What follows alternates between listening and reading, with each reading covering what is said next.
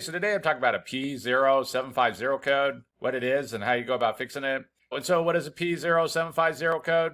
Well, it's a Shift Solenoid A malfunction. And what does this mean? Well, transmissions have a lot of solenoids inside of them, and one of these solenoids is called Shift Solenoid A, and the computer's seeing some kind of problem with this solenoid, and so it's going to have to be troubleshooted to know why. And one thing about working on these transmissions is that it can be kind of difficult sometimes, since very likely you're going to have to drain the fluid, take off the transmission pan, and the inside of transmissions can have a lot of small components and different things like this, and it can vary. Some transmissions are easier to work on than others, but just keep in mind that working on a transmission can be kind of difficult sometimes. And so what are some possible causes of a P0750 code? Well, the first thing that could cause this is low transmission fluid. If the transmission fluid's low, then it's going to cause problems. Some newer vehicles nowadays, they don't let you go check the transmission fluid. There won't be no dipstick. But if you can go check the transmission fluid, then be sure to go check it. Be sure it's not low, because low transmission fluid can cause issues.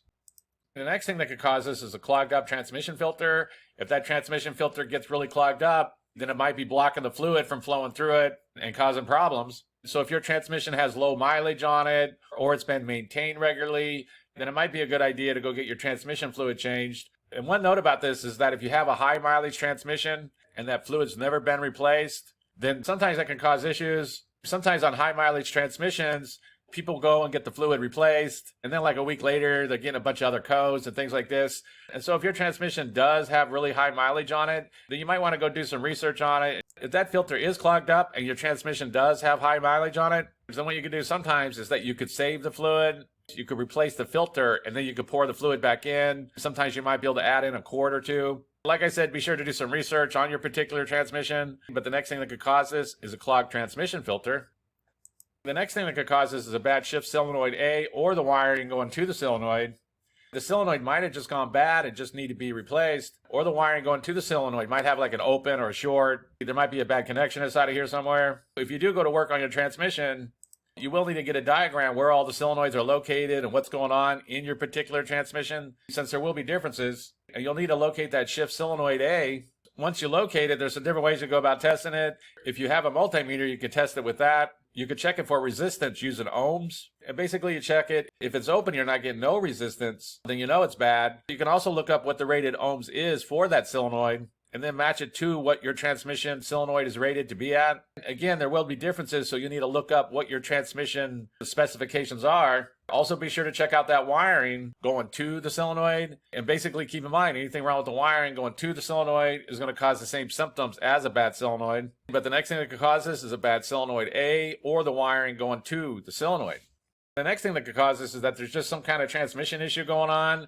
There's like a bad transmission pump, or some kind of issue with the valve body, or a blocked passage somewhere, or something along these lines. Basically, there's something going on with the transmission that's stopping that solenoid A from working the way it should. Usually, if you're only getting a P0750 code, then it's just going to be something's going on with that solenoid A, or the wiring going to it. But if you're getting a lot of other codes, then there might be something else going on.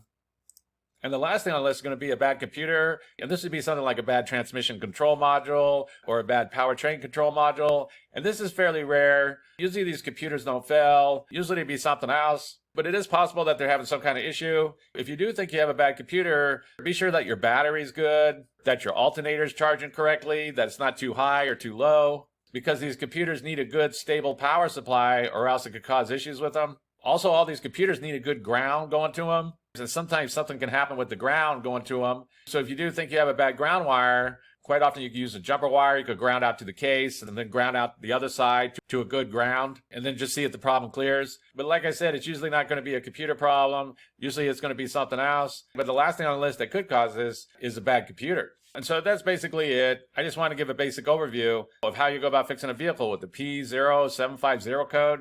If you have anything to add, please comment down below. If you have any questions, ask me. I'll try to answer them. If this video helps you, please click like, please click subscribe, and have a good day.